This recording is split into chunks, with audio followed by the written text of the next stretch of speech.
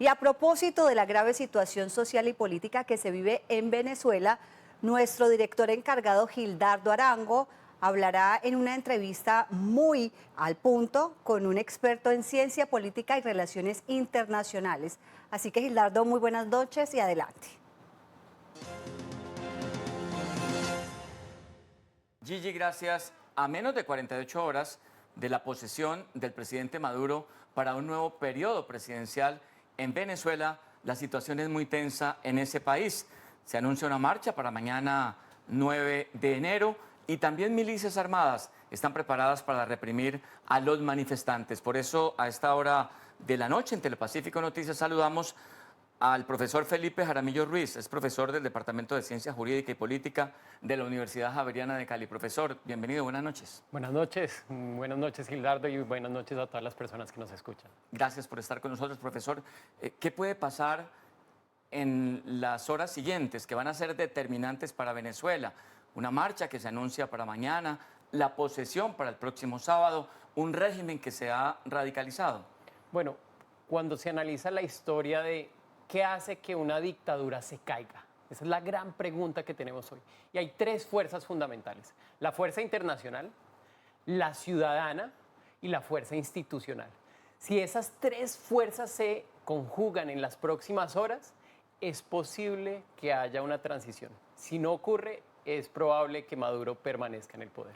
La opción de una salida dialogada pues ya está totalmente descartada después de esa mediación que hicieron México, Colombia y Brasil. Pero, ¿qué puede pasar en estas horas previas a la posesión, dadas las circunstancias que acabamos de mencionar, profesor? Bueno, María Corina Machado ha convocado a marchas un día antes de la posesión. ¿Por qué eso es tan importante? Porque es como un medidor. Es un medidor. Si ella logra que la movilización sea masiva y que las personas salgan a la calle para tratar de abandonar el régimen, va a lograr que la fuerza internacional también vea que la represión del régimen es necesario abandonarla y es necesario apoyar una transición democrática. Si la movilización del día de mañana no es suficiente, eso va a generar unos problemas que es probable que no se dé esa transición hacia la democracia. ¿Qué tanto apoyo popular tiene aún el presidente Maduro y qué tan preparados están los venezolanos para salir a las calles a defender los resultados de junio pasado? Bueno, es claro que el presidente Maduro no tiene las mayorías. Y no tiene las mayorías porque perdió las elecciones, que después manipuló los resultados electorales, que la Corte Suprema, sin revelar las actas, validó esos resultados electorales, pues ocurrió. Pero en este momento el régimen de Maduro no tiene el apoyo popular que tenía hace 6 años. La gran pregunta es si efectivamente esas personas que votaron en contra están dispuestas a salir a la calle a movilizarse ante un régimen que ha demostrado que utiliza la fuerza como un mecanismo de represión y que efectivamente va a buscar censurar todas las personas que se opongan a él. Bueno, profesor, ¿qué tanto puede pesar la presión internacional? La Unión Europea no envió embajadores a esta posesión. Chile suspendió en las últimas horas, retiró a su embajador.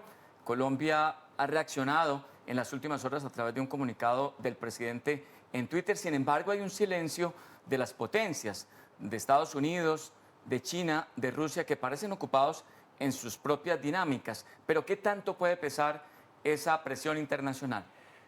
Por eso es tan importante lo que va a ocurrir en las próximas horas.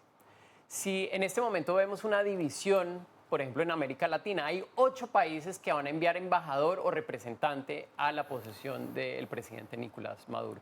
En esos países hay 2 países latinoamericanos fundamentales que van a enviar, que es Brasil y México. Si esos 2 países continúan de alguna forma, aunque critican las elecciones, pero al momento de asistir legitiman la posesión del presidente, es poco probable que se dé un cambio. ¿Cuáles son los países que se oponen en este momento?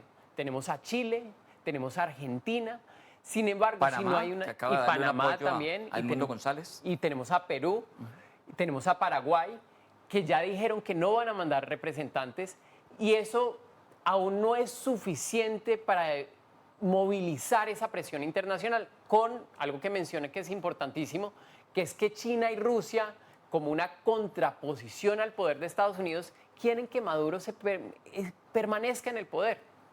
Un capítulo aparte para Colombia, y es que el presidente Gustavo Petro enviará a su canciller, no rompe relaciones con Venezuela, además tiene una frontera de 2.000 kilómetros, y una cosa es hacer barra para que esto ocurra y otra cosa es enfrentarlo, pero en las últimas horas se ha dejado un precedente importante, y es un trino extenso donde critica las capturas que se han dado en las últimas horas, incluyendo la de Correa, la de Márquez, que son personajes emblemáticos para Venezuela, y critica también la falta de transparencia en estas elecciones. Su lectura política sobre esa posición final de Colombia previo a la posesión de Maduro.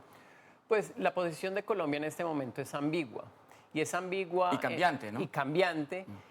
Y ojalá continúe siendo ambigua y cambiante, o que sea contundente si estas represiones, por ejemplo, del profesor Carlos Correa, el defensor de derechos humanos, eso muestra que la dictadura, si va a utilizar el aparato militar para la represión, ojalá que aquellos países que mantienen una posición ambigua, como la posición del gobierno de Colombia, modifiquen esa posición y decidan efectivamente no asistir a esa posición y hagan un esfuerzo para la movilización y el cambio hacia la democracia. Profesor, lo invito a usted y a los televidentes para que veamos la siguiente nota preparada por nuestro equipo periodístico a propósito de los venezolanos que llegaron en esa migración a Cali, se quedaron aquí y hoy tienen la esperanza de un cambio en el vecino país. Volver a mi casa, sentarme en la mesa del comedor y respirar, salir a la calle y sentirme en libertad, no perseguido.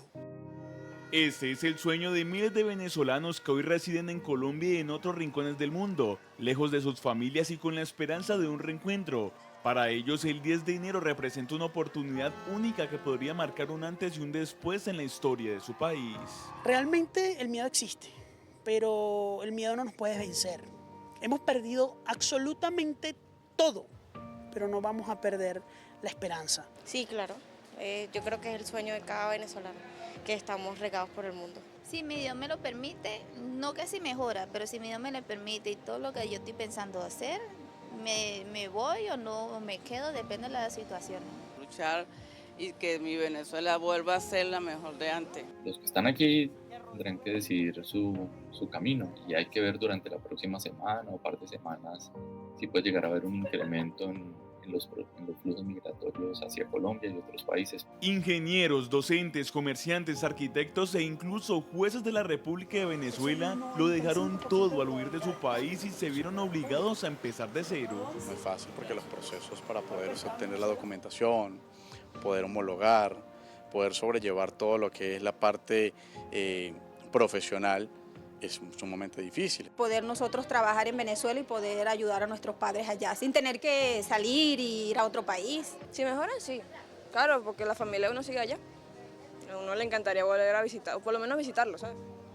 Que se nos diera la oportunidad de ir y saludarlo, cómo estaban, cómo les fue todo este tiempo. Nosotros somos la voz, porque allá están nuestros sobrinos, nuestros primos, nuestros hermanos, nuestras madres. Y es momento de una reconciliación nacional. Según expertos, de no darse los resultados esperados por la población venezolana, se podría dar un nuevo éxodo de al menos 5 millones de ciudadanos. La posibilidad de que algunos venezolanos decidieran retornar a su país sin duda estaría presente, pero no es una cuestión que se vaya a dar en 1 o 2 semanas, estaríamos hablando de un proceso de más largo aliento. La perseverancia es constante, es continua, hay caídas, pero uno tiene que levantarse en alto, con la cara en alto, la frente en alto y decir yo puedo.